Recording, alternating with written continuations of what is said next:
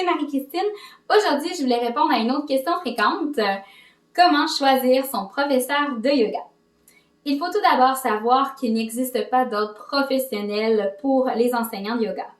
Et oui, donc on n'a pas à passer un examen particulier pour prouver nos compétences avant de commencer à exercer notre métier.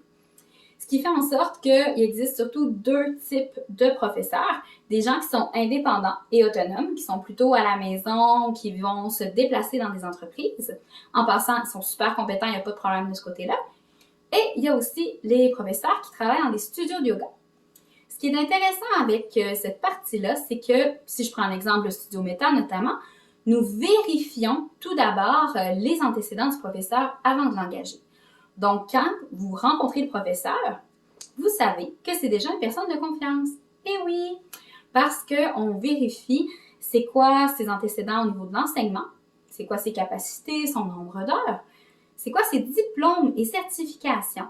Donc, on veut avoir les preuves officielles de sa formation.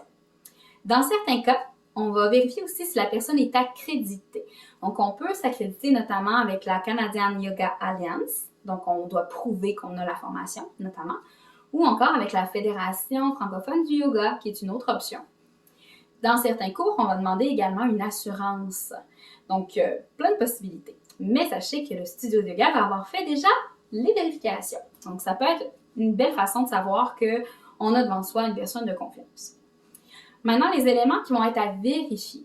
On a tout d'abord la connexion. Ici, on parle un peu plus d'énergie subtile, je vous avoue. Comment est-ce que vous vous sentez avec la personne, tout simplement? Qu'est-ce que la personne dégage? Donc, son énergie, sa voix, sa façon d'expliquer va avoir un impact au niveau de la connexion. Donc, ça va jouer aussi sur le lien de confiance. Certains professeurs vont avoir une connexion particulière avec des étudiants et avec d'autres, pas du tout. Il y a des étudiants qui vont dire « Ah, je vais juste entrer dans la pièce et entendre sa voix, tout de suite, mon mental est apaisé. » Mais il y a des professeurs que ça va fonctionner plus que d'autres. Un autre point qu'on va vérifier, c'est au niveau de l'intérêt. Si le professeur vous pose des questions. Je dis ici professeur, mais rappelez-vous que si vous avez fait affaire avec un studio de yoga, ça se peut que les informations parviennent au professeur sans que ce soit vous qui les disiez. Par exemple, si vous avez parlé à la personne qui s'occupe des inscriptions, vous avez peut-être déjà dit que vous avez eu une opération à tel endroit. La personne va avoir transmis l'information au professeur et vous n'aurez pas nécessairement à vous répéter.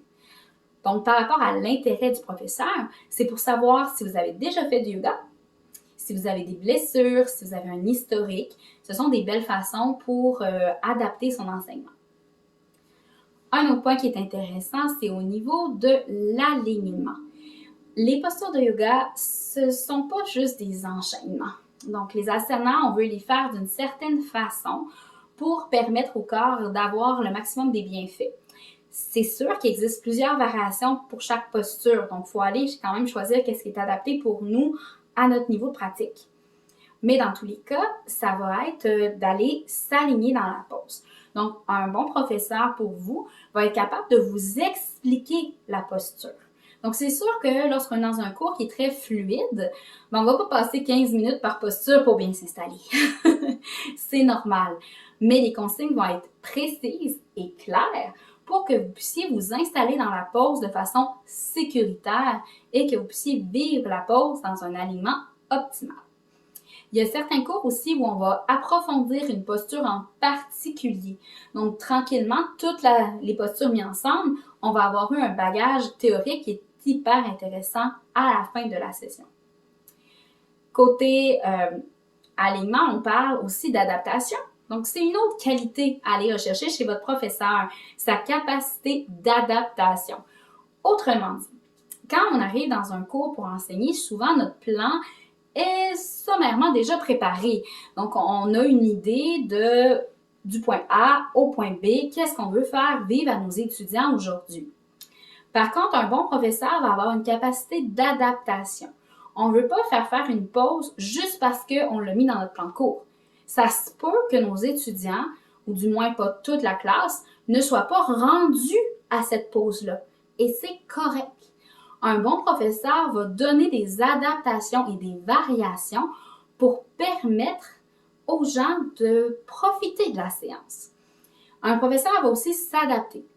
Donc, si par exemple, on avait décidé de faire des postures inversées super profondes aujourd'hui et on se rend compte que les étudiants réguliers sont pas là, c'est presque toutes des nouvelles personnes, ben ça va être la capacité de se retourner et de faire un autre plan de cours qui est plus adapté aux personnes qui sont sur place.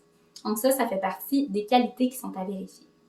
Si je résume, on veut avoir un professeur avec qui on a une connexion, qui a de l'intérêt pour nous, qui est capable de fournir des explications sur l'alignement et qui a une bonne capacité d'adaptation.